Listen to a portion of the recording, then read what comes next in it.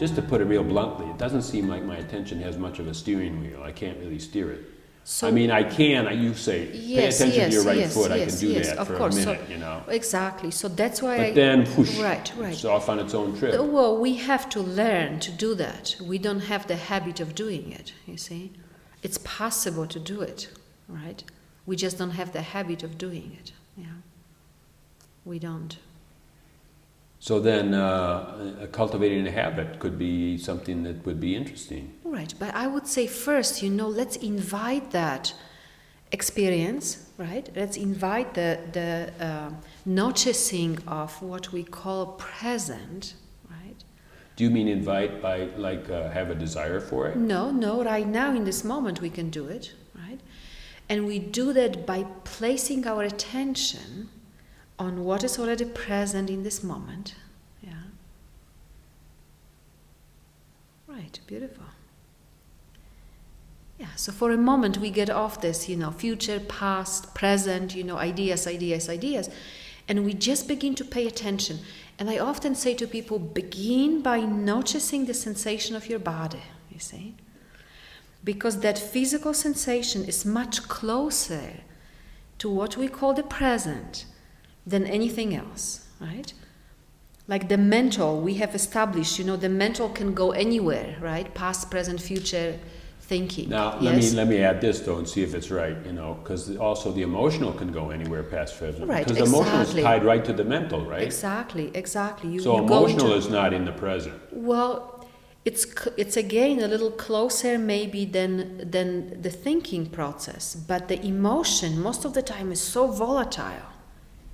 Right? Like let's start with the mind. The thinking is so quick that you can't really focus on it. You see, it's very difficult to focus because there's thousands of thoughts happening all the time, right? Then you come into the emotion, and the emotion is a little more reliable maybe, but at the same time very volatile. So again, you don't know where it's going to go, right? Every minute it can go somewhere else. What I've been thinking is that you really can't trust emotion one whit, because go to the movies, and the whole movies are made to tweak your emotions and run them up and down. Yes, of the course, flagpole. of course. And they're made, and they usually do it by justice, because something's unjust, and then and something's real just and perfect, and you think, and the emotions course. And there's nobody there.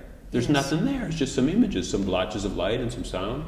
And your emotions can go all over the map.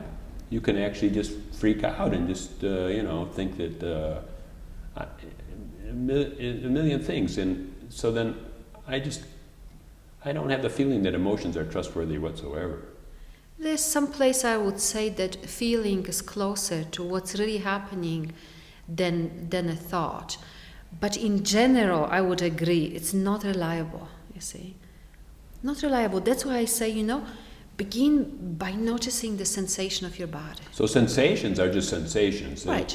Well, they might come from some kind of a conditioning, but still, they're rooted in the presence. They are much more reliable because they are, like the wall, like the chair you sit in, like your body, like anything, any of these objects, it's a little more reliable, right? Because it doesn't move so quickly, right? It doesn't move in millions of directions all the time like your mind does or like the emotions do, right? So a little more reliable. So begin by bringing attention to that, you see. So then quieting happens, right? It just seems like, Right. And quieting is the beginning of sensing of what is natural, you see. The beginning of sensing of what I call the natural state. Yeah, beautiful, which we miss most of the time because, as you say, we are so busy. We so identify with the mental, physical, emotional, we so identify with all this movement that we miss noticing what is already here. We're even taught. We're taught that we got to figure things out, that we got to handle our emotions, that we got to clear our emotions maybe, and confront people and say, I feel bad about what you said to me, and work it all out. Right, and that's all within the context of personality. You see, that's all within the context of someone who is separate from everything else, and that someone has a certain agenda, and that agenda is to live in a certain particular way and to fulfill a certain obligation, and that person is being taught all these different things, how to do this, how to do that, how to do that. And meanwhile, as we do that, as we learn all these different things, we miss, you see, we miss that which is naturally present. Yeah.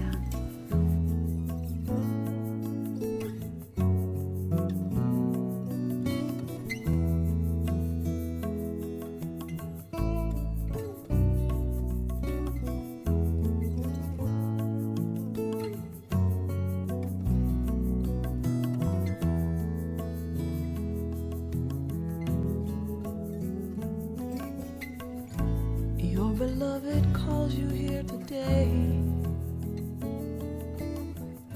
to ask you for this dance. What will you say?